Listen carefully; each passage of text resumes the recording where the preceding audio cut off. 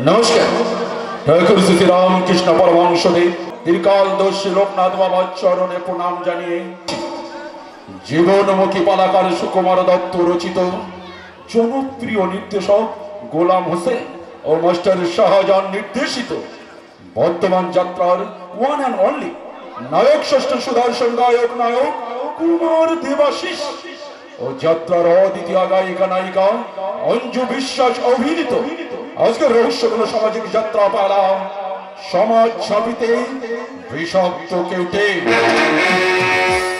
আবহ master Madhav, master ভোলা ও নীলু, সুর পরিচালিত আলো মাস্টার রণজিৎ, ধ্বনি মাস্টার মন্টা, প্রধান উপদেষ্টা মতিউর রহমান সাদার ও মনসুর আহমেদ, রুশাচাই নারায়ণ দাস, দল ম্যানেজার জগদীশ সুমা।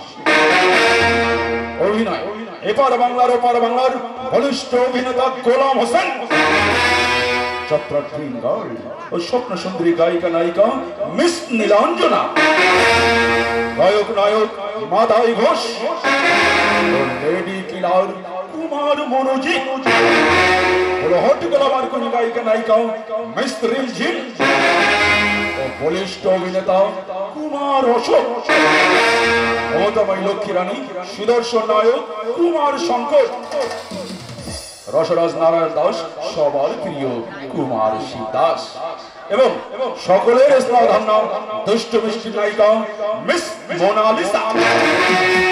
সুধী যাত্রা প্রিয় দর্শক মন্ডলী, এখন আমরা শুরু করছি এম প্রাকশন নিবেদিত নটরাজা ফেরা পরিবেশিত বর্তমান যাত্রার সৃষ্টি করে দিলেন মন্ত্র 1431 সালে নাট প্রতিঘাতে ওরা সামাজিক যাত্রা পালা সেবা মন্ত্রে গড়ি পেয়েছি বটে, শাসনের নামে শোষণ করা, মুখের আড়ালে মুখোশ করা, আসলে আমি সমাজ ছাপিতে বিষাক্ত কেউটে, সমাজ ছাপিতে বিষাক্ত কেউটে, সমাজ ছাপিতে বিষাক্ত কেউটে।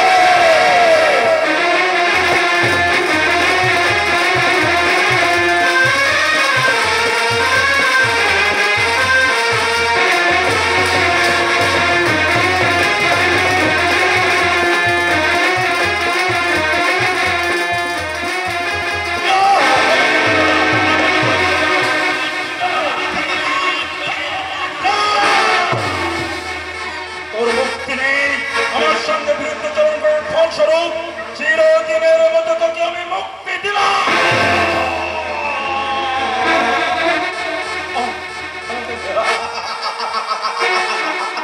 শেষ করে দিয়েছি ওই সদাই সদাই সতী জীবন আমি চিরদিনের মতো শেষ করে দিয়েছি।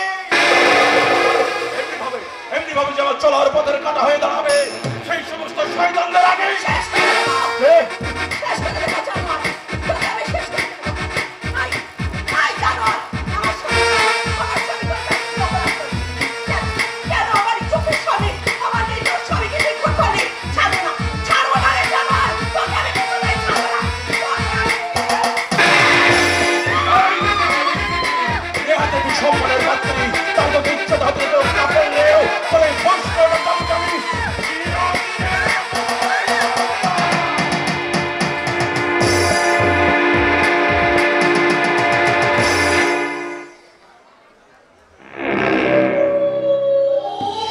বড্ড বার বেড়েছিল, শালিকে একদম ফিনিশ করে দিয়েছি।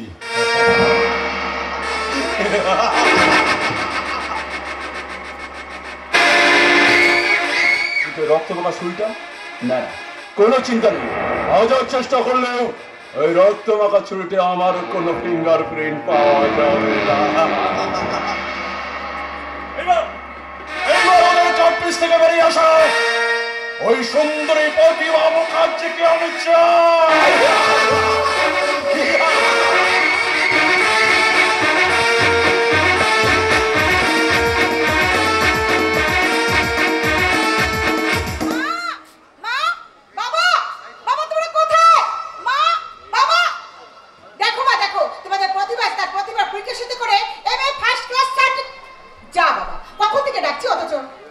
কারো কোনো সারা শব্দ নেই। আরে গেল কোথায়? মা, মা তুমি কোথায়?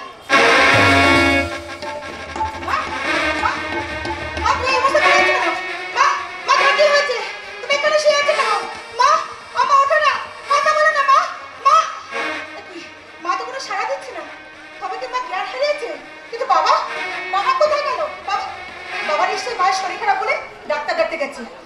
আমি এখন তাহলে কি করি? আমি এক কাজ করি, আমি একটু জল নিয়ে এসে মায়ের চোখে মুখে চিঠি দিই। যাই, আমি জলটা নিয়ে আসি।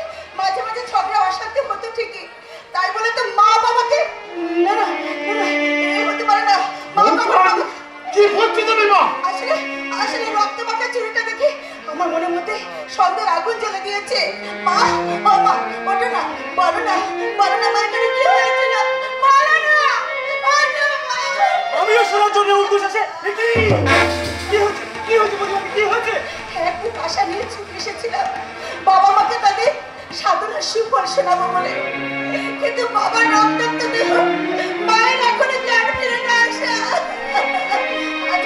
দেখো না দেখো না মা, মা মা মা সারা দাও মা। কি বলে ভাই? কোনো খোঁজ পাওয়া যাচ্ছে না। মানে তারপরে বন্ধুবা মারা গেছে।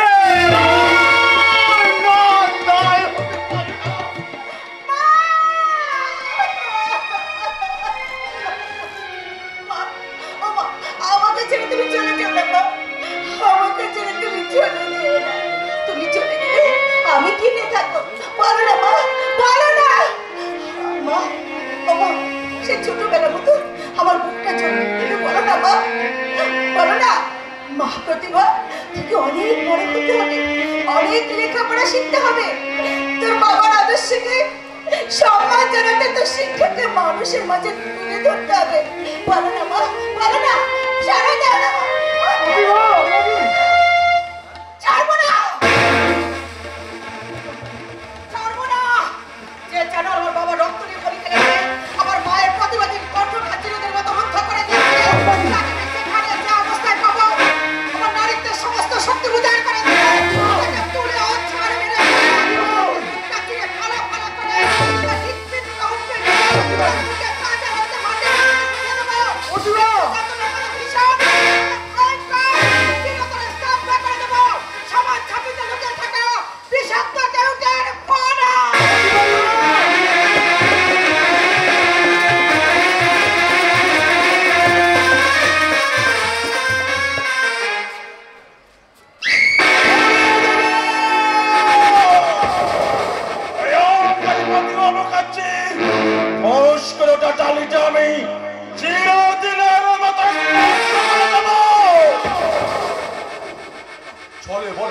যেভাবে হোক ওই প্রতিভা মুখার্জিকে আমি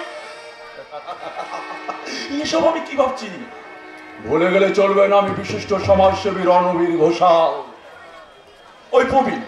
ওই প্রবীণ সমাজসেবী সত্যব্রত ঘোষালের একমাত্র সুযোগ্য সন্তান রণবীর ঘোষাল। আসলে আমি ভীষণ ভয়ঙ্কর, আমি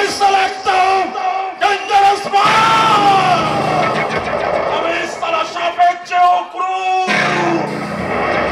আগের চেয়েও হিংস্র।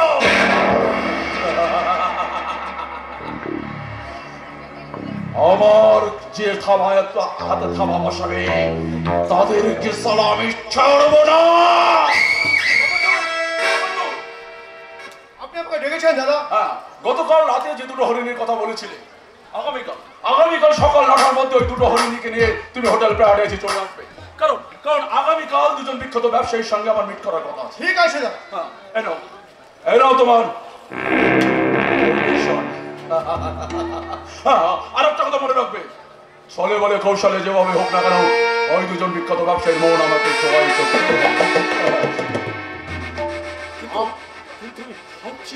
আপনি নিশ্চয়ই ওই সুন্দরী প্রতিভা মুখার্জির কথা ভাবছেন, তাই না দাদা? প্রতিভা মুখার্জি তো ওই প্রতিভা মুখার্জি কেন? তাহলে আর দেরি না করে আপনি হইলে টোপটা ছাড়তে থাকুন। টোপটা কিনে দেওয়ার পর আপনি আমাকে সিগন্যাল দেবেন, ওই সুন্দরী প্রতিভাকে কৌশলে নিয়ে এসে ভর্তি করে দেবো আপনার কামরার 500 টাকা।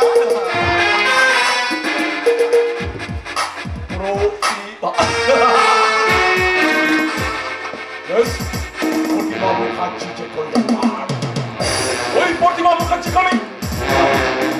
এসব আমি কি ভাবছি, এসব আজে বাজে বুঝে সময় নষ্ট করার মতো সময় আমার হাতে একদম নেই। আজ আমি আমার বাড়িতে একটা পার্টির আয়োজন করেছি, আর সেই পার্টিতে ওইসব নেতা মন্ত্রীদের হাতে মদ্যপাত্র তুলে দেবে আমার মল্লি মল্লিশা। ওদিকে হোটেল প্যারাডাইসে যুবতী নারীদের নিয়ে চলছে গোপন ব্যবসা। গোপন ব্যবসা। আবার আগামী সোমবার 3 নম্বর ফ্ল্যাটে ইন্টারভিউর জন্য আসবে কোন এক যুবতী নারী। শুধু একজন নয়, একজন নয়, আর অনেকেই আসবে তোমার কাছে। ছয়ে ছয়ে মানুষ এসে ভিড় জমাবে তোমার বাড়ির গেটের সামনে। মানে তুমি তো একটা ধূর্ত শেয়াল, সারা রুটি অডিন মুনাফার কসাইখানা সৃষ্টি করে লক্ষ লক্ষ দেশবাসীর বুকে রক্ত নিংড়ে দিয়ে তুমি আজ হয়েছ কোটি কোটি টাকার মালিক। কে কে বলেছে এই কথা? কে আবার বলবে? কে আবার বলবে? তোমার এই বিশাল বাড়ি, দামি দামি গাড়ি, দিকে করে ওঠা বেনামি ব্যবসায়ী তার প্রমাণ করে দিচ্ছে। গলা ফাটিয়ে আমার মুখটা বন্ধ করলেও তুমি আমার দেশের ভবিষ্যৎ জনগণের মুক্তি ছুটিয়ে বন্ধ করতে পারবে না। একদিন তোমার সর্বকরা চিনতে পারবে, আর সেদিন তোমার আসল শয়তানি রূপটা খুলে দেওয়ার জন্য তোমাকে টানতে নিয়ে যাবে জনতার আদালতে। তা কখনো সম্ভব নয়। রণবীর ঘোষালের চারপাশে কঠিন চাঁদির বর্মদের ঘেরা আছে। হাজার চেষ্টা করলেও ওই চাঁদির বর্ম ভেদ করে আমার কাছে আসার কারো সাধ্য হবে না। সাধ্য না হলেও সত্যের পূজারে সত্যের মতো ঘোষালের আসে তোমার সমস্ত কুকুরটির কথা আমি জনগণের সামনে তুলে ধরবো। সাবধান সাবধান হয়ে যাবো। ইচ্ছা করলে এই বয়সে আমি ধরে হাতটা ভেঙে গুড়িয়ে দিলে পারতাম, কিন্তু রেহাই দিলাম নিচে। তোর এই পাপ হাতে আঘাত করে আমার এই পবিত্র হাত দুটো আমি অপবিত্র করতে চাই না। তোমার এই বারবারন্ত কিভাবে কমাতে হয় সেটাও আমার জানা আছে। ওই পাগলটাকে ঠান্ডা করার ওষুধটা নিয়ে এসেছো? ইঞ্জেকশন আমি রেডি করে এনেছি দাদা। বাবা ওই নিশান ওই ভীষণ কষ্ট হয়। এই নিশান দিয়েছিলাম বাবা, আমি এখান থেকে পাঠিয়ে যাবো।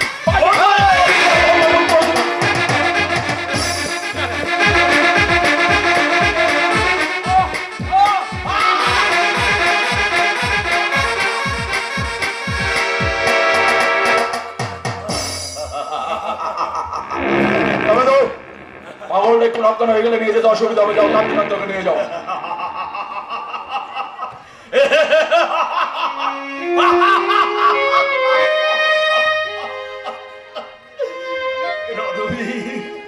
আমি তোর সন্তান, তুই আমার, আমি তোর বাবা, আর তুই আজ আমাকে আটকে রাখবো গুম করে। একটা বদ্ধ পাগল, পাগলের গুদামঘর থেকে বেরিয়ে আসার এখতিয়ার নেই। তবে তবুও তুই আমার মুখ বন্ধ করতে পারবি না। তবু আমার মৃত্যু নেই, কারণ আমি মৃত্যুকে জয় করেছি, তাই আমি হয়েছি মৃত্যুঞ্জয়। আমি মৃত্যুঞ্জয়, আমি মৃত্যুঞ্জয়।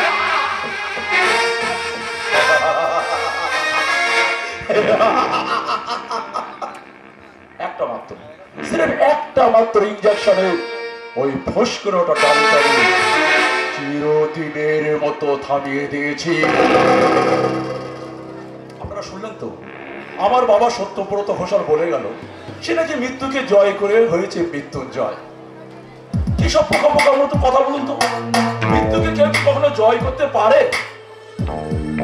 তাছাড়া আমার বাবার মৃত্যু তো আমার হাতে।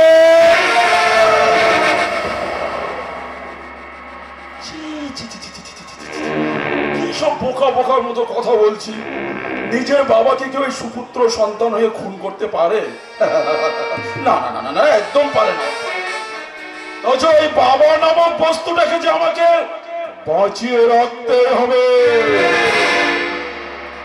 ওই সত্যব্রত ঘোষালকে সামনে রেখে আজ আমি হয়েছি সমাজসেবী। আর আমার জন্মদাতা বাবা সত্যব্রত ঘোষালের ছাড় আড়ালে চলছে আমার অবাধ কালো ইন্ডাস্ট্রির ব্যবসা, সেখানে তৈরি হচ্ছে কোটি কোটি টাকার জাল ঔষধ। আর ওদিকে আমার হোটেল প্যারাডাইসে গভীর রাতে নিশুতি রাতে নারীদের যৌবন নিয়ে চলছে চুকিয়ে ব্যবসা। ব্যবসা ঘোষাল ভীষণ ভয়ঙ্কর সাপের চেয়েও ক্রূর, বাঘের চেয়েও হিংস্র। দিনের বেলা সমাজসেবী, রাতের অন্ধকারে আমি নারীর কাছে খায় না।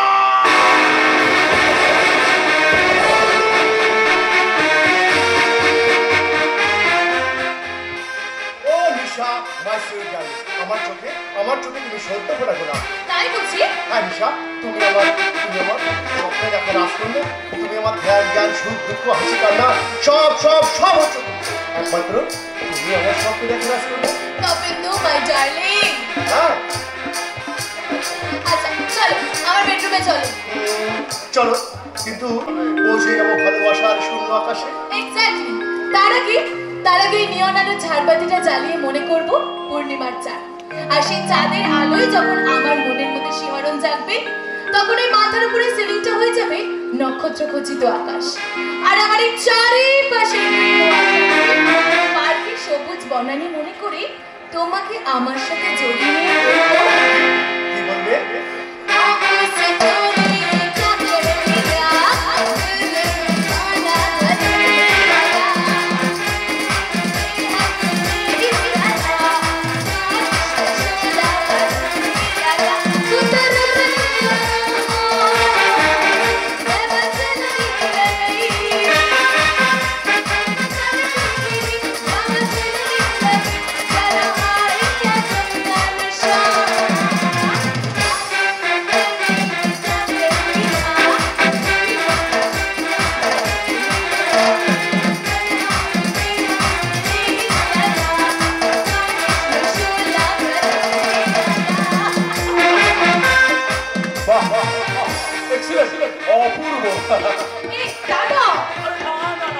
লজ্জা হওয়ার কোনো কারণ নেই, এটা তো বয়সের ধর্ম।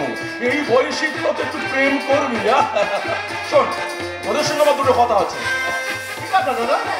মিস্টার মিত্র, মানে আই মিন তোমার বাবা ময়নাগুড়িতে একটা জমি কিনেছে, সেটা একটা ড্রাগ ইন্ডাস্ট্রি করবে। আর আমার এই জমিটা ইন্ডাস্ট্রি যাওয়ার কথা ছিল, কিন্তু হঠাৎ কাজের ফাঁকে আমি একটা ভুলেই গেছি। ও এই কথা, এই নিয়ে আপনি একদম চিন্তা করবেন না, ওটা আমি বাবার কাছ থেকে জেনে আপনাকে ফোনে সব জানিয়ে দেবো। হ্যাঁ অবশ্যই দেবে তুমি। এই দেখো, কথায় কথায় আমি কিন্তু একটা কথা তোমাকে বলতে ভুলে গেছি, বাইরে তোমার জন্য একটা বিয়ে অপেক্ষা করছি। তবে ও বুঝেছি, আপনি নিশ্চয় সঙ্গীতার কথা বলছেন। সঙ্গীতা? Who is Sangeeta? সঙ্গীতা আমার স্কুল জীবনের ভালো বন্ধু। জানো নিশা, মেয়েটা খুবই দুস্থ পরিবারের। আজ 1 মাস হলো ওর বাবার অসুখ, আর ওই অসুস্থ মানুষটার সম্বল বলতে ওই একটাই মেয়ে। তাই অভাবের তাড়নায় লজ্জাকে দূরে সরিয়ে রেখে আমাকে রিকোয়েস্ট করেছিল কিছু ওষুধ কিনে দেওয়ার জন্য। আজ তাহলে আমি আসি নিশা, কাল আবার দেখা হবে। আরে আরে তবে তো দাঁড়াও। তবে তো আর আসবে না রে। ও এখন ওই সঙ্গীত নামক মেয়েটার মন জয় করতে গেছে। রবিশ, ননসেন্স একটা। ওসব চিন্তা তুই বাদ দে, এদিকে আয়। বলছি আমাদের ড্রাগ ইন্ডাস্ট্রি কেমিস্ট অমূল বাবু হেভি লাগে দাদা। অমল বাবু ভীষণ হ্যান্ডসাম। শুধু হ্যান্ডসাম নয় রে, ও ভীষণ ব্রিলিয়ান্ট। আমার কাজের জন্য যে ওকে বিশেষ প্রয়োজন। অবশ্যই এই ব্যাপারটা সম্পূর্ণ তোর হাতে। মানে আমার হাতে মানে? Yes, তোর হাতে। কারণ অমল বাবুকে পয়সা আনতে গেলে ওকে বিস্তার করতে হবে মক্রসার জাল, ভালোবাসার জাল। আর তোর এই টেরা চোখের চাউনি আর শরীরে উদ্দাম উচ্চাসার ভাব দিয়ে অমল বাবুকে বসে নিয়ে আসতে হবে। দাদা, আমি যে তপেন্দুকে নিজের প্রাণের চেয়েও বেশি ভালোবাসি। তুই বোকা, তপেন্দুকে ভালোবাসি মন থেকে, আর অমলের সঙ্গে করবি নকল প্রেমের নাটক। কে রে, পারবি না? পারতে তো আমাকে হবেই। তোমার গোল্ডেন ফিউচারের জন্য আমি সব কিছু করতে রাজি। শোন, তোকে না জানি কিন্তু আমি অমল বাবুকে একটা ফোন দিয়েছি, এই এসে গেল। এসো অমল, এসো। আমরা তো এতক্ষণ তোমার কথাই বলছিলাম। কি ব্যাপার স্যার, হঠাৎ আর্জেন্ট কল করেছেন? আসলে কি জানেন, আমি খিদিরপুরে একটা ফ্ল্যাট কিনেছি। আজ আমার বোনটাকে নিয়ে ফ্ল্যাটটা দেখাতে যাওয়ার কথা ছিল, কিন্তু হঠাৎ করে আমার ব্যবসার কাছে দিল্লি যেতে হচ্ছে। না দাদা, আজ তোমার কোথাও যাওয়া হবে না। আজ কিন্তু এই নতুন ফ্ল্যাটটা আমাকে দেখাতে নিয়ে যেতেই হবে। আমার বোনের আমার ব্যবসার চেয়ে ফ্ল্যাট দেখাটাই জরুরি। হ্যাঁ, জরুরি তো। আর তাছাড়া কথা দিয়ে যখন কথা রাখতেই পারবে না, তাহলে কথা দিয়েছিলে কেন? তুমি জানো না, কথা দিয়ে কথা না রাখলে আমার মাথা প্রচন্ড প্রচন্ড গরম হয়ে যায়। তুই নতুন ফ্ল্যাট কি রং হবে, মুখটাই আমার তুমি ম্যাচ করে দিলে দাদা। সব সময় তোর কিন্তু এই পেঁচার মতো মুখ আর রাগ আমার একদম ভালো লাগে না। আচ্ছা আচ্ছা অমর ভাই, তুমি কি পারবে আমার এই বোনটাকে নিয়ে একটু ফ্ল্যাটটা দেখে নিয়ে আসতে? না না, এটা আমি আদেশ করছি না, অনুরোধ। অবশ্য তোমার যাওয়ার কোনো অসুবিধা হবে না, কারণ আমার ড্রাইভার স্পটটা জানে। ঠিক আছে স্যার, এটা সামান্য ব্যাপার। ব্যবসার জন্য এইটুকু দায়িত্ব পালন করা তোমার কর্তব্য। অবশ্যই যাবো স্যার। হাজারের মতন আমার মুখের দিকে তাকিয়ে কি দেখছিস? আরে আসুন, আরে প্লিজ আসুন।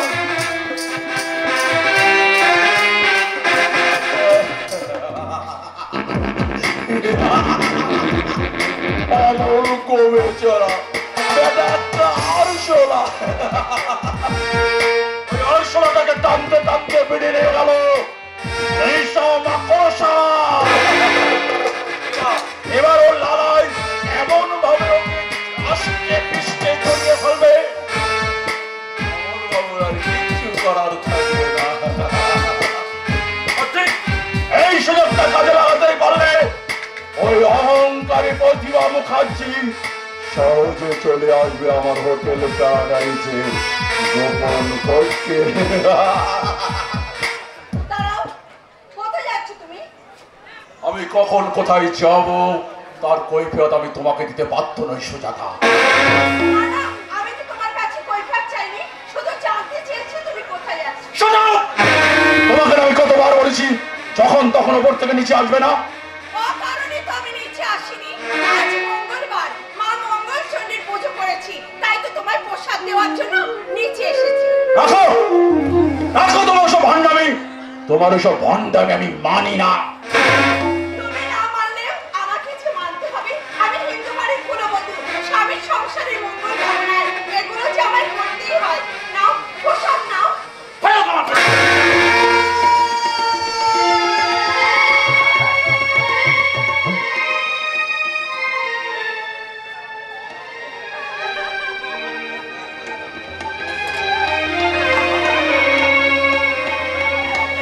তুমি কি করলে? ঠাকুরের প্রসাদ তুমি মাটিতে ফেলে দিলে। হ্যাঁ দিলাম, আরো তোমাকে সাবধান করছি, দ্বিতীয়বারে প্রসাদ নিয়ে আমাকে বিরক্ত করতে আসলে তার ফল কিন্তু ভালো হবে না। বিরাট ঠাকুর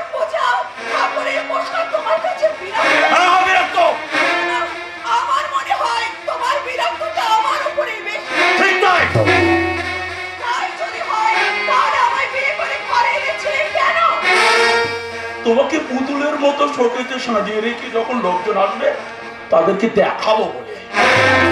মানে তুমি এই কথাটা বলতে তোমার জীবনটা নষ্ট হয়ে না ভাই, বিবেকে বাঁধলো না। মনে রেখো, আমিও একজন নারী, কোনো এক বাবার সন্তান, আর তুমিও একদিন বাবা হবে। না! স্ত্রী পুত্র কন্যা সন্তানদের নিয়ে ঘর সংসার করার জন্য এই রণবীর ঘোষাল পৃথিবীর বুকে আসেনি।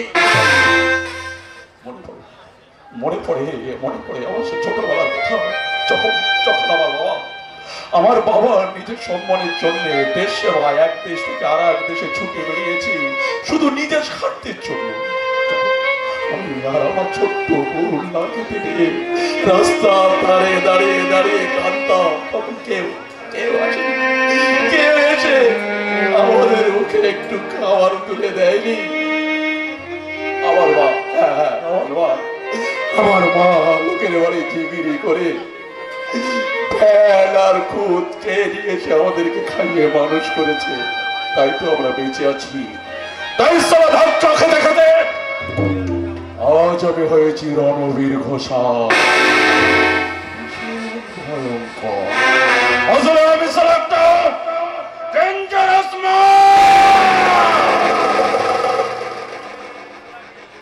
তোমাকে ওই শেষবারের মতো আমার এখানে থাকতে হবে, আমার কথা মতো চলতে হবে, আর তার অন্য তাহলে এই বাড়ির মায়া কাটিয়ে তোমাকে চিরদিনের মতো কথাটা যেন মনে থাকে। পারছি না।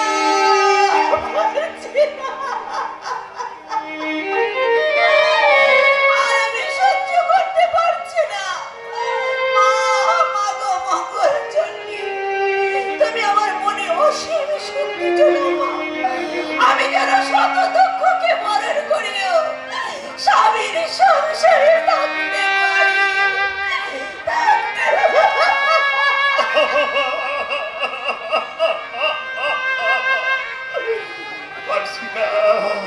পারছি না, মাটি মায়ের উপরে নির্মম অত্যাচার আমি আর সহ্য করতে পারছি না।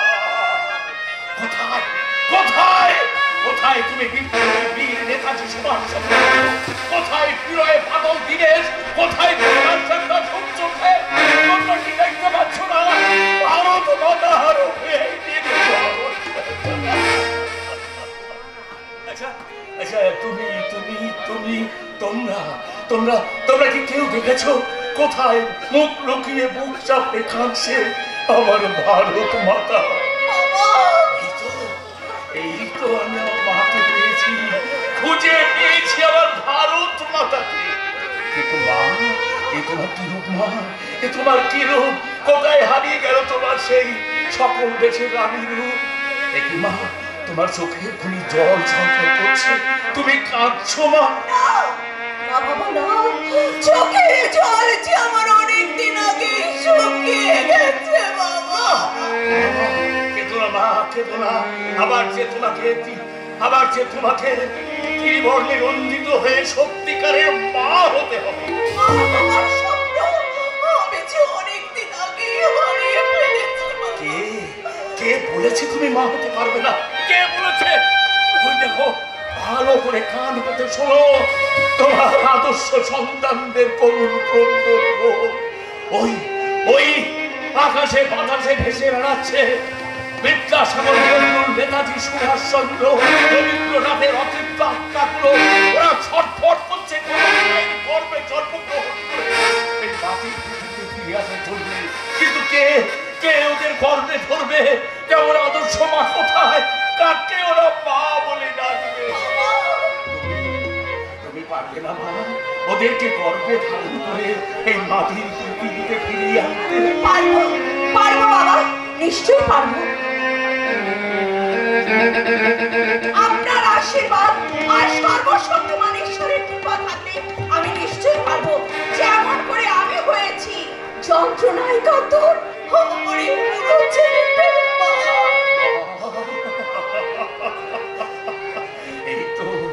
এই তো আমি তোমার মধ্যে দেখতে পাচ্ছি ভারত মায়ের আলো ছটা। এসো, এসো, আমার কণ্ঠে কণ্ঠ মিলিয়ে বলো, বলো বলো বলো সবে।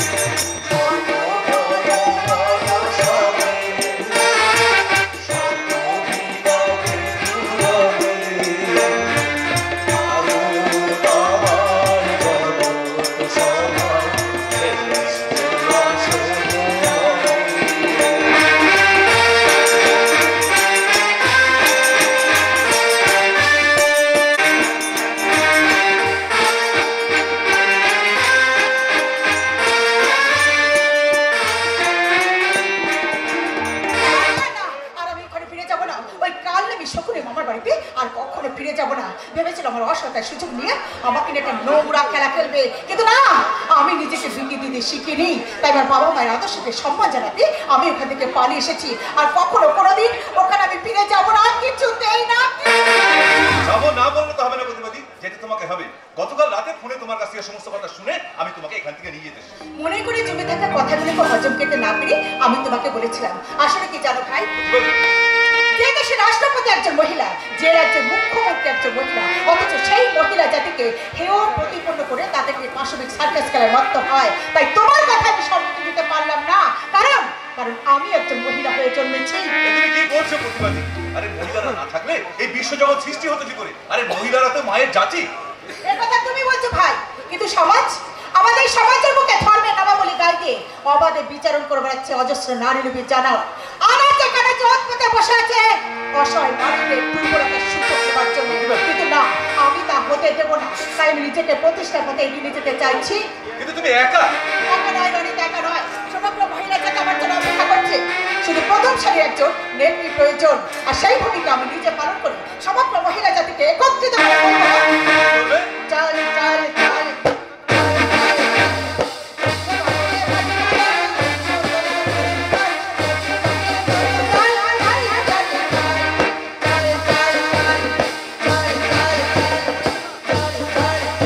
চমৎকার চমৎকার চমৎকার, কিন্তু এবারে কিন্তু আমার একটা কথা তোমায় রাখতে হবে। না মানে তুমি তোমার সমস্ত সিদ্ধান্ত পরিবর্তন করে তুমি চলো আমার সাথে আমাদের বাড়িতে যাবে। আমার কথাটা বোঝার চেষ্টা করে রনিত, তোমার বাবা মার গুরুজন পরম শ্রদ্ধেয়, তাই তার নামে কেউ মিথ্যে কলঙ্কের অপবাদ দিলে আমি যে তা সহ্য করতে পারবো না। তুমি এসব কি বলছো? মিথ্যা, কলঙ্ক, অপবাদ, এসব তো মানে আমি কিছুই বুঝতে পারছি না। আচ্ছা আচ্ছা, একটা কথা বুঝে দেখো, তোমরা বাড়িতে 3 জোয়ান ছিল আমরা- আর আমি একজন যুবতী। আচ্ছা। তোমাদের সঙ্গে আমার সম্পর্কটা যতই মধুর হোক না কেন, আজ না হোক কাল পাড়ার লোকে কুচ্ছা রাটাবেই। না, সে সুযোগ এই মহিতোষ মুখার্জি দেবে না। বাবা, হ্যাঁ, যাতে তোকে নিয়ে পাড়ার কেউ আঙুল তুলতে না পারে সেই ব্যবস্থা অনেক দিন আগে করে রেখে গেছে তোর মা। আমার মা? হ্যাঁ, অনেক সাধনার পর তোর বাবা মাকে নিয়ে গিয়েছিলাম রাজবল্লভী মায়ের মন্দিরে। তারপর মায়ের চরণামৃত্যের আশীর্বাদে তোর মায়ের গর্ভে আছিস তুই। তুই ভূমিষ্ঠ হওয়ার ঠিক 7 মাসের মাথায় ধুমধাম করে অন্নপ্রাশন হয়। তখন আমার মনে হয় ঠিক 7-8 বছর হবে। আর সেই শুভ দিনে তোর মা আমার অগণের বাগদাত্তা করে রেখে দিয়েছে তোকে। আমাকে কি বলছো তুমি কাঁদো বাবা? না, বন্ধু বাবা নয়, শুধু বাবা বল। ওরে ওরে, কথাটা এতদিন প্রকাশ করেনি, তার কারণ অমল ছিল বেকার। আর সে ভালো চাকরি পেয়েছে, ভালো রোজগার করছে, তাই তাই তোকে 2 হাত এক করে দিয়ে তোকে আগলে রাখতে চাই। বাবা, কাকে আগলে রাখতে চাইছো বাবা? এই হতচ্ছাড়ি মেয়েকে। আরে বুঝিব, তুমি কখন এসছো? তোমাকে খুব সুন্দর লাগছে। যা, তুই সঠিক সময়ে এসেছিস। আসল কাজের কথাটা শোন। ওর বাবা মার অকাল মৃত্যুর পর ও আশ্রয় নিয়েছিল দূর সম্পর্কে এক মামার বাড়িতে, কিন্তু সেখানে থাকাটা নিরাপদ বলে মনে হচ্ছে না, তাই তোর মায়ের প্রতিভার মায়ের কথার মর্যাদা রাখতে, তোর জন্য বাগদত্তা করে রাখার প্রতিভাকে আমি আমার এই লক্ষ্যে শূন্য বাড়িতে আমি যে গৃহলক্ষ্মী প্রতিষ্ঠা করতে চাই বাবা। বাবা আমি বলছিলাম কি যে দেখো বর্দা এতদিন তোমার কোনো কথার বিরুদ্ধাচরণ করেনি, আর আমার মনে হয় না আজও করবে। দেখো ওরা যতই বাগদত্তা থাক, ওরা এখন বড় হয়েছে, ওরা একটু নিজেরা নিজেদের মধ্যে কথা বলে নি, কথা বলে না। শোনো না, এই সময়টা আমাদের দুজনের এখানে থাকাটা ঠিক আছে। আরে চল চলো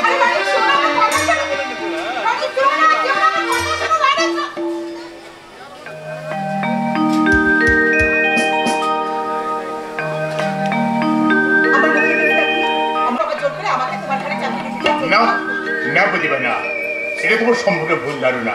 কারণ তোমাকে যে আমার বাগদত্তা করে গেছি সে কথা আমার আজকে না হলো, আসলে আমি তোমাকে অনেক আগে থেকেই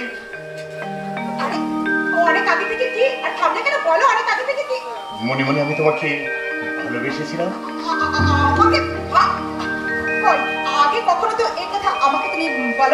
কি করে বলবো বলো, তোমাদের বাড়ির সাথে যে আমাদের বাড়ির সম্পর্ক গড়ে উঠেছিল তাতে করে এই কথা প্রকাশ করার মতো দুঃসাহসই পাইনি। তাছাড়া আমি তোমাকে ভালোবাসলেও তুমি তোমাকে ভালোবাসতে নাও পারো।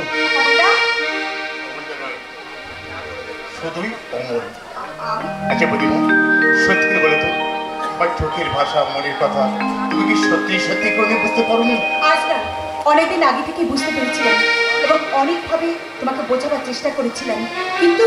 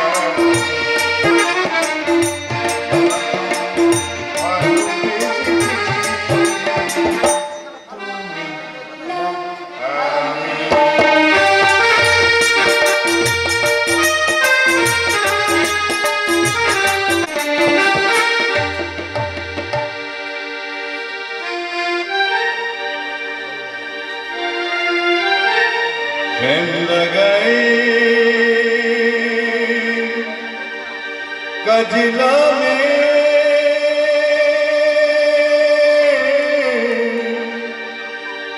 जल भूलते जाए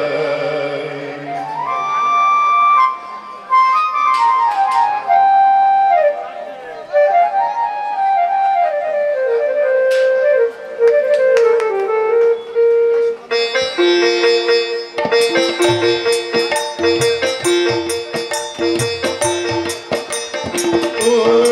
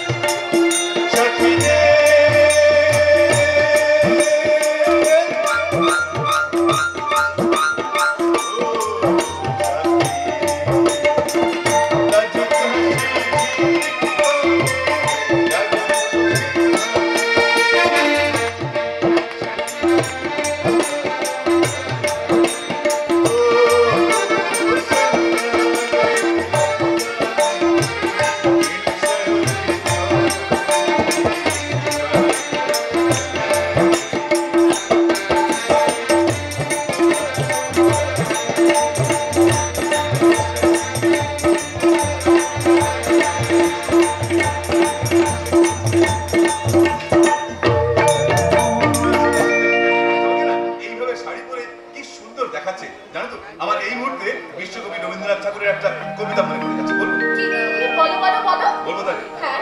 তাহলে শোনো। বুক ভরা মধু, বঙ্গের মধু, জল রয়ে যায় ঘরে, মামুলিতে প্রাণ করে আনচান, চোখে আসে জল ভরে।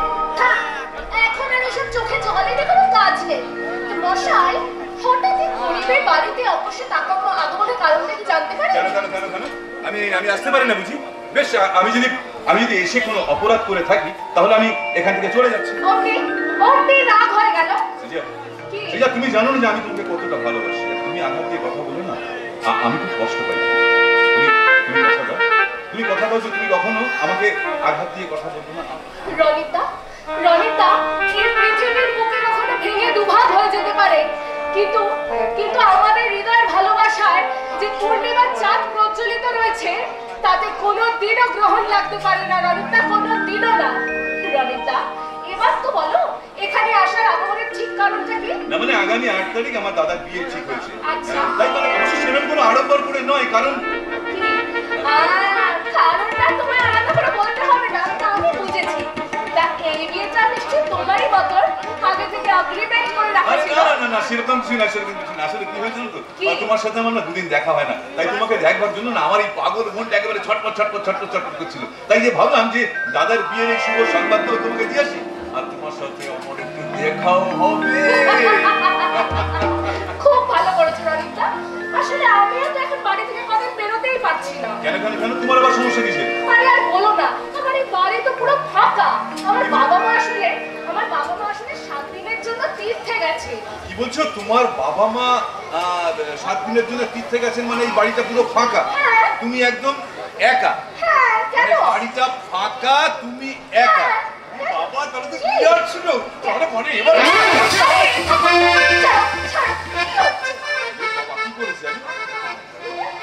আরে তোমার সাথে আমি কি সেটা শুনবে তো? তোমাকে শুধু ধরেছি, তুমি কিরম করছো? এরম এরম ছেড়ে যাচ্ছে না, আমি কি করেছি? আমি কিছু করেছি? আচ্ছা না। আরে বাবা, তোমার সাথে আমি একটু গল্প করবো, তুমি এমন করছো না। এই ছাড়ো ছাড়ো ছাড়ো ছাড়ো। ঠিক আছে, অনেক হয়েছে, এবার আসো তো, এখানে বসবে এসো। হ্যাঁ, বলো কি বলতে চাও তুমি? আচ্ছা রনিতা, তোমার দাদার বিয়েতে তুমি আমায় নিমন্ত্রণ করবে না? আরে আপনজনকে নিমন্ত্রণ করতে হয়? তোমার যাকে তুমি আগাম দেখতে যাবে কি যাবে না সেটা সম্পূর্ণ তোমার ব্যাপার, তবে আমি কিন্তু এইভাবে বিয়ে করব না। বাবা রে বাবা, তা তুমি কিভাবে বিয়ে করবে শুনি? না মানে আমার বিয়েটা হবে একটা আনন্দমুখর শুভ লগ্নে, শুভ মুহূর্তে, মানে মাথায় পাগড়ি বেঁধে, শেরওয়ানি পরে, একদম ঘোড়ার গাড়িতে চেপে, নতুন বর সেজে টকবক টকবক টকবক করতে করতে বিয়ে করতে যাব। আর সেখানে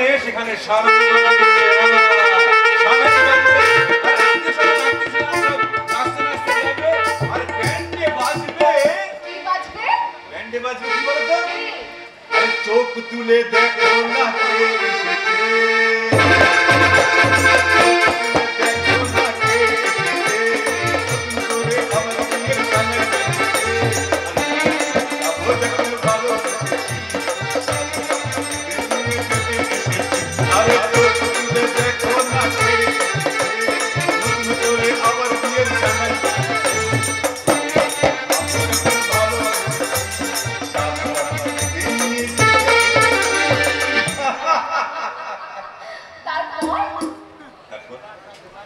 তারপর তুমি আমার অপেক্ষায় বসে থাকবে, লাল বেনারসি করে তুমি আমার অপেক্ষায় বসে থাকবে, ছাদনা তলায় হবে আমাদের সিঁদুর দান, তোমার মা তোমাকে আমার তুলে দেবে, সার্থক হবে আমাদের এতদিনের মধুর সম্পর্ক। তারপর বউ ভাতের আয়োজন, তারপর তুমি আমার সাথে আমাদের বাড়িতে যাবে, আমার বৌদি তোমাকে শাঁখ বাজিয়ে উলু দিয়ে তোমাকে একদম বরণ করে নেবে। তারপর হবে কাল রাত্রি বোঝো? কাল রাত্রি বোঝো না, মানে যে রাত্রি তোমাকে আমি বিয়ে করে নিয়ে যাবো না, সেই রাত্রিতে তোমাকে আর আমাকে একবারে থাকতে দেবে সেই ঘরে থাকতে দেবে না।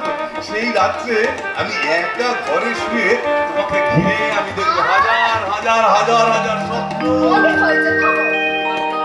তারপর বউ ভাতের আয়োজন শেষ হলেই আমাদের জীবনের সোহাগ রাত, মধু নিশি যাপন, আর রজনীগন্ধা সুশোভিত ঘাটের মাঝখানে তোমাকে বসিয়ে তোমার মাথায় ঘুমটা দিয়ে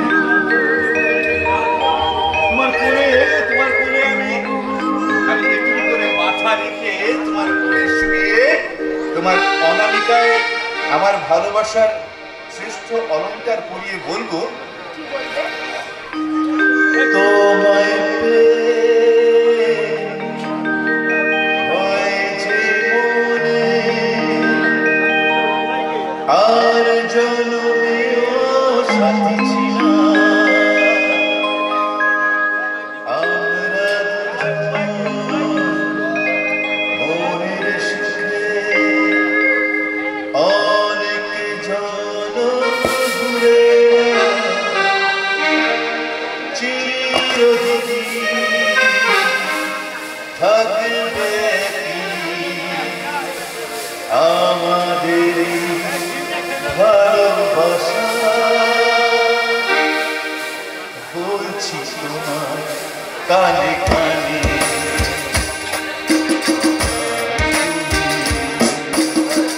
বলছি আমার কানে কানে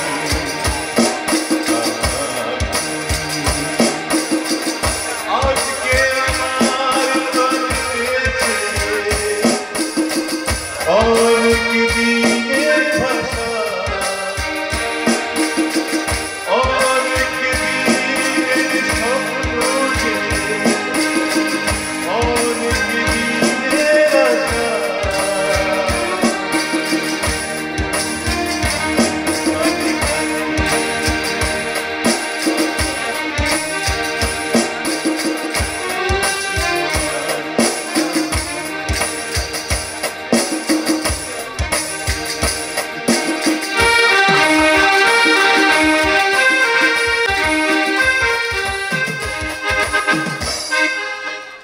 ও দাদারা, ও দিদিরা, এই হেলারাম কবিরাজ একটা সুবর্ণ সুযোগ নিয়ে আপনাদের দরবারে হাজির হয়েছে।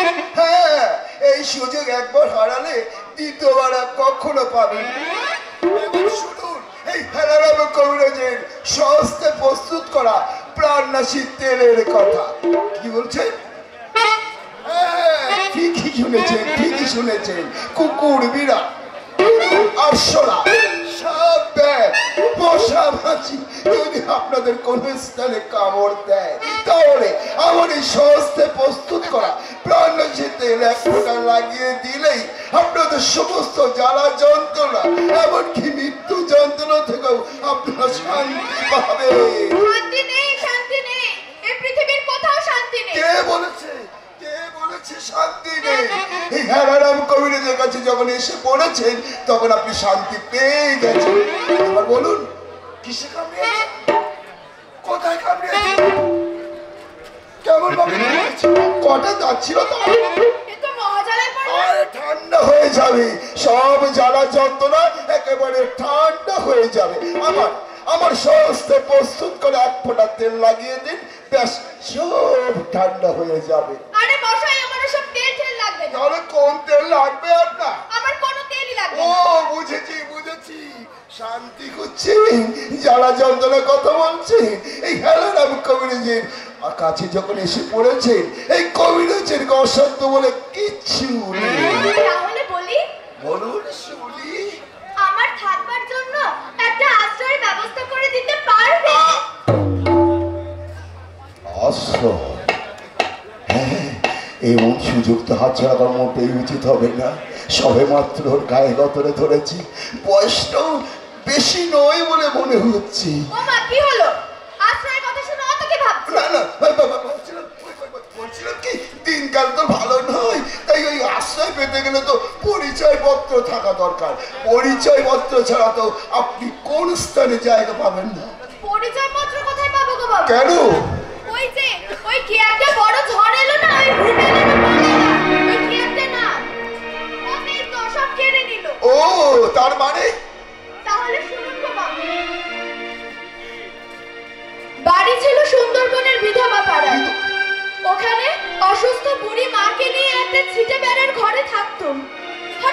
হঠাৎ একদিন ওই হাওয়া অফিসাররা মাইক নিয়ে বলতে বেরোলো, প্রচন্ড ঝড় বৃষ্টি আসছে, সময় থাকতে যে যার মতো নিরাপদ আশ্রয়ে চলে যায়। বুড়ি মাটা না কিছুতেই আসতে চাইলো না, মাটি কামড়ে পড়ে থাকলো। তাই রাগে নিজেকে বাঁচাতে আমি একাই চলে গেলাম ক্যাম্পে। খুব দুঃখের কথা। তারপর যখন ফিরে গেলাম, ফিরে গিয়ে দেখলাম সব শ্মশান হয়ে গেছে।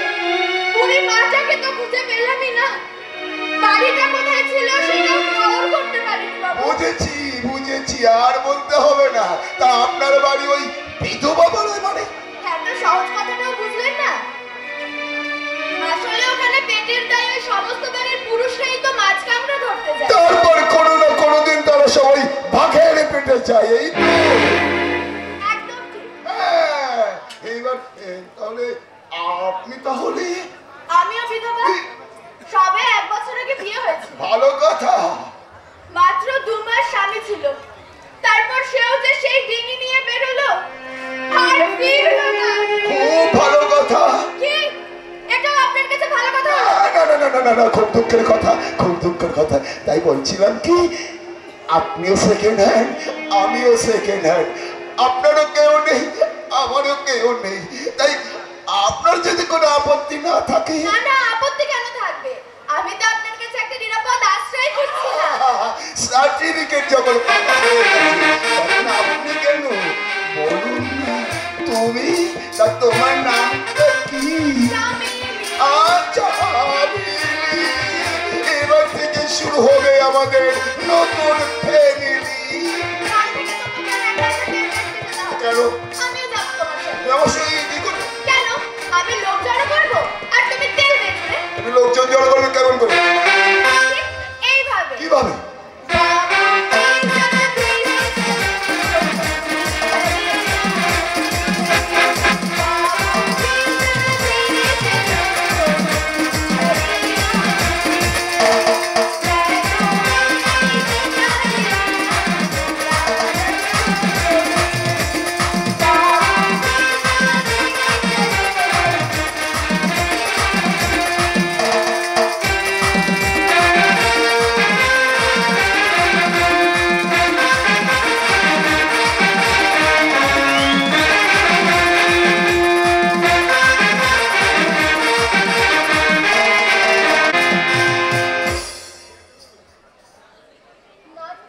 কেন রাগ করছো বলো তো? রনিতা, রাগ করো না। আরে একবার আমার কথাটা শোনো। আচ্ছা আচ্ছা ঠিক আছে, মন থেকে সমস্ত অভিমান মুছে ফেলে চলো চলো আমরা পার্কের ওই দিকটায় গিয়ে বসি। চলো। বলছি তো আমার ভালো লাগছে না, তুমি আমাকে বিরক্ত করো না। তার মানে তুমি আমার কোনো কথা শুনবে না, তাই তো? না না না না, নতুন করে তোমার মুখ দিয়ে এই মন ভোলানো কথাগুলো আমি আর শুনতে চাইছি না। রনিতা, রনিতা কেন এরকম করছো? তুমি আমার কথা বিশ্বাস করো। রনিতা, রনিতা শোনো, আমার কিছু করার নেই, তুমি বিশ্বাস করো। আমি কি হলো? থামলে কেন? বলো বলো বলো বলো, থামলে কেন বলো? তোমার মনের ভিতরে যত রাগ, দুঃখ, ব্যথা, বেদনা যা কিছু আছে সবকে একবারে উজাড় করে দিয়ে আমার এই মূল্যহীন পঙ্গু হৃদয়টাকে তুমি ক্ষতবিক্ষত করে দিলে। আমার সারা শরীরে তুমি ছিটিয়ে দাও ঘৃণার ফুৎকার। না, রনিতা, তুমি এটা বলতে পারো না। দেখো রনিতা, তুমি আমার ভালোবাসাকে ছুরিকাঘাত করতে পারো না। আমি সব সহ্য করতে পারি, শুধু সহ্য করতে পারি না তোমার বাক্যাঘাত। কি বললো তুমি? আমি তোমাকে বাক্যাঘাত করেছি? হ্যাঁ হ্যাঁ, তুমি আমাকে বাক্যাঘাত করেছো রনিতা। তুমি শুধু নিজের কষ্টটাই দেখছো, তুমি একবারও দেখছো না যে তোমাকে তোমাকে প্রত্যাখ্যান করে আমি নিজে কতটা আঘাত পাচ্ছি। যে সে আঘাত তোমার ইচ্ছাকৃত, উদ্দেশ্য প্রণোদিত, পরিকল্পিত আঘাত। না, এটা কোনোদিনও পরিকল্পিত হতেই পারে না। আমি তোমাকে ভালোবাসি। এসো তুমি আমার কাছে এসো, আমার কাছে এসো। না না রনিতা, না, না এটা কেন? হয় না। না কেন সেটা? না কেন? না কেন? না কেন সেটা? শয়নে স্বপ্নে নিদ্রায় জাগরণে আমার আমার অন্তর যে তোমাকে ছাড়া অন্য কাউকে খুঁজে পায় না, সেটা সেটা আমি তোমাকে ভালোবাসি। সেটা আমি তোমাকে ভালোবাসি। রনিতা, রনিতা, তুমি আমার চোখে চোখ রেখে আমার মুখে দিকে তাকিয়ে দেখো। তোমার প্রত্যেকটা কথা আমাদের শুষ্ক মুখে রনিতার দিকে ফুটে উঠছে কিনা একবার দেখো রনিতা। সেটা? তুমি কি বলছো সেটা? হ্যাঁ রনিতা, শুধুমাত্র ভালোবাসা দিয়ে একটা সংসার চলে না। অর্থের প্রয়োজন, প্রচুর প্রচুর পরিমাণে অর্থের প্রয়োজন। ভালোবাসা দিয়ে কিছু হয় না। সে অর্থ আনা, আমি আমি আমি আমি তোমাকে অর্থ যোগান দেবো। অর্থের জন্য তুমি না না, এটা হয় না রনিতা। রনিতা, রনিতা, রনিতা, তুমি চলে যাও। আমার আমার ভুলে যাও, তুমি চলে যাও। কি বলে সৃজা? তুমি তুমি অর্থের জন্য আমাকে এখান থেকে চলে যেতে বলছো? আমার ভালোবাসার তুমি কোনো মূল্য দিও না। সেই এতদিনের সম্পর্কটাকে তুমি আমাকে ভুলে যেতে বলছো? তুমি একটা বার এসো না আমার কাছে, আমার কাছে একটা বার এসো। আমি এখান থেকে চলে যাচ্ছি সিজা। বেশ বেশ সিজা, আমি চলে যাচ্ছি। তবে যাবার আগে তোমাকে একটা কথা বলে যাই সিজা, আমার ভালোবাসায় যদি কোনো ফাঁক না থাকার ঈশ্বর যদি থাকেন, তাহলে একদিন না একদিন তোমাকে আমার কাছে ফিরে আসতেই হবে সিজা। আর সেই শুভ দিনটার জন্য যদি প্রয়োজন হয় আমি সারাটা জীবন তোমার জন্য অপেক্ষা করবো সিজা। সারাটা জীবন তোমার জন্য অপেক্ষা করবো। তুমি ভালো থেকো সিজা, তুমি ভালো থেকো। যাবার কেন থেকে বলি মনে পড়ে অসময় কতদিন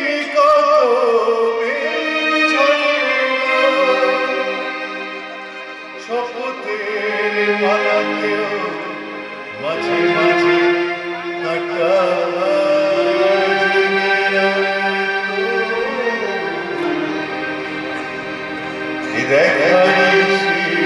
দেখানো আবার হবে তো দেখা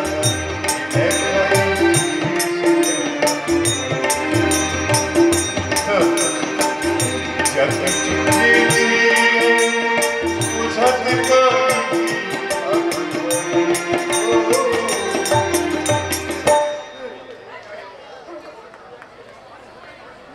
দেখে ভালো হয়তো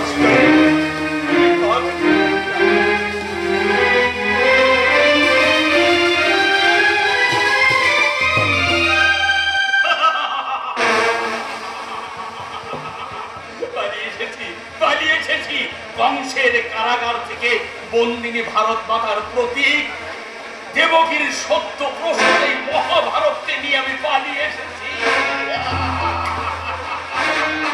এই মহাভারতেই তো লেখা আছে পৌরাণিক যুগের পুরাণের অপমৃত্যু ভোগে এই কলির কাল কলিতে কলির দেবগীকে কারাগারে নিক্ষেপ করেছে শয়তান রণবীর ঘোষাল।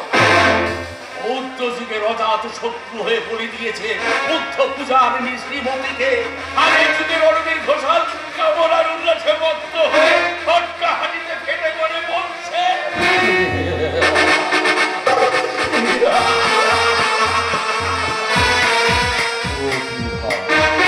প্রতিভা মুখার্জি যে করলেন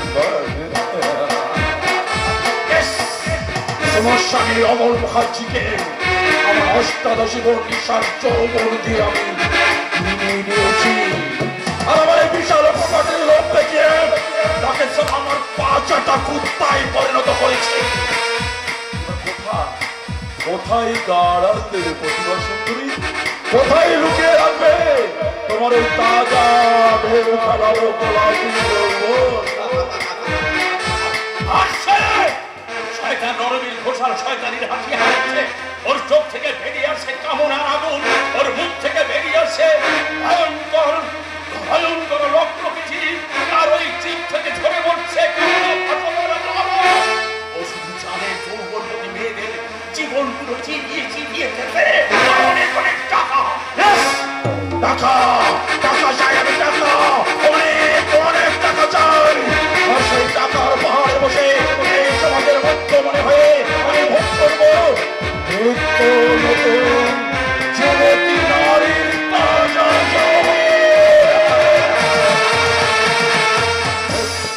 আমি রণবীর ঘোষাল। দিনের বেলা আমি সমাজসেবী, রাতের অন্ধকারে আমি নারী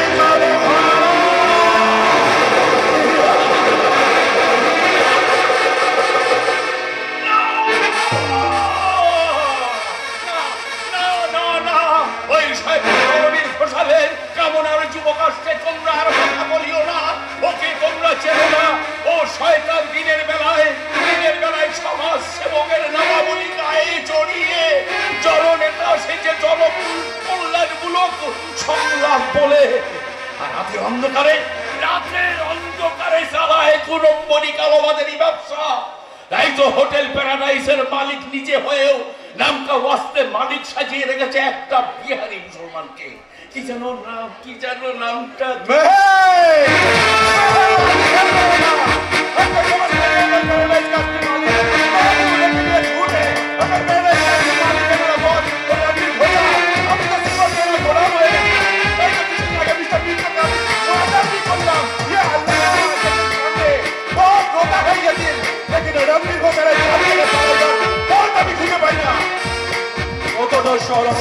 याद रंग मेहर अली का बाद में एक तो जुबान में एक तो साहब और बोले अरे जब तक जिंदा है आपका बिजनेस ऊपर ही जाएगा साहब।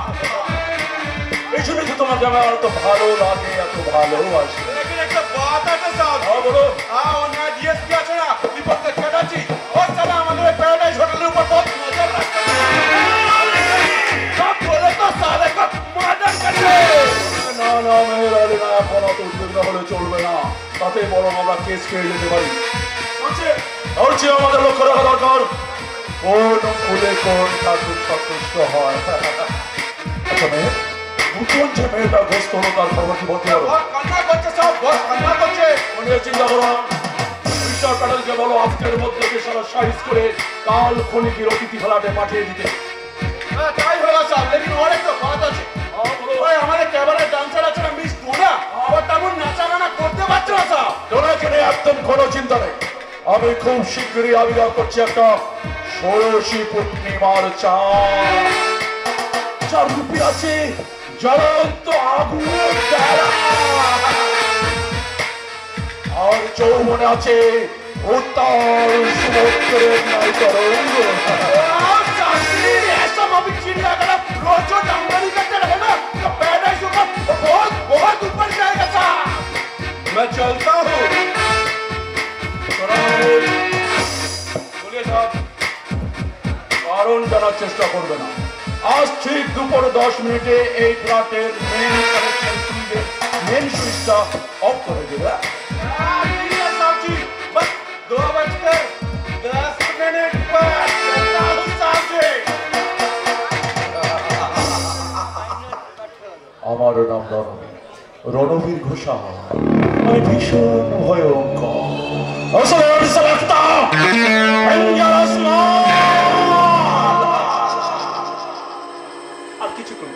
আর কিছুক্ষণ পর আমার ফ্ল্যাটে শুরু হবে ইন্টারভিউ। কিন্তু ইন্টারভিউ দিতে আসবে যে যুবতী মেয়েটা, তার কি যেন নাম, কি যেন নাম, সৃজিতা। ও ইয়েস, সৃজিতা চ্যাটার্জি।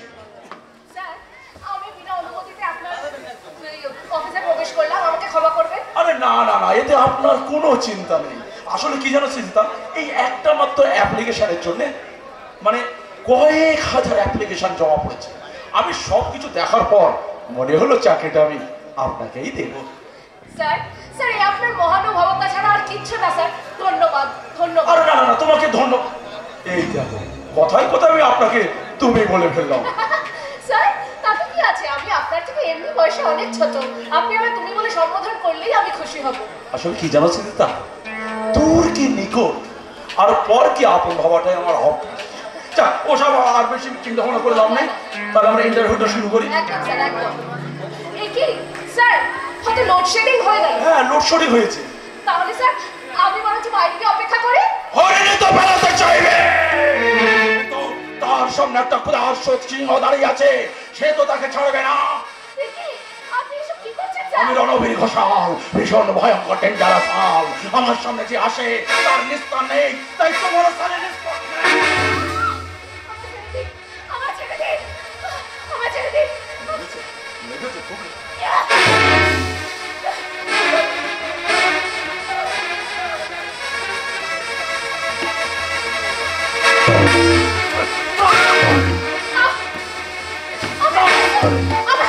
তুই জানিস না খালি আমি কে হায়ানা? এই হায়ানার খবর পরে তোর মতো নারী শরীরে আমি বসে দিই আমার বিষাক্ত থামা। মাননীয় দর্শক মন্ডলী, আপনারা সচক্ষে দেখলেন তো রক্ষক আজ ভক্ষক হয়ে এই সমাজটাকে কেমন করে নরকের পথে ঠেলে দিচ্ছে। তাই এই নারকীয় দৃশ্য দেখে আমি আমার চরিত্রে ফিরে গিয়ে আত্মস্বরে চিৎকার করে বলছি, কোথায় কোথায় তুমি কবি দ্বিজেন্দ্রলাল রায়? একদিন তোমারই সাধনার কবর থেকে ঝরে পড়েছিল অমৃতময় বাণী, এমন দেশটি কোথাও খুঁজে পাবে না তো তুমি। সকল দেশের রানী সেজে আমার জন্মভূমি। মিথ্যা মিথ্যা মিথ্যা মিথ্যা হয়ে গেল কবি তোমার বাণী।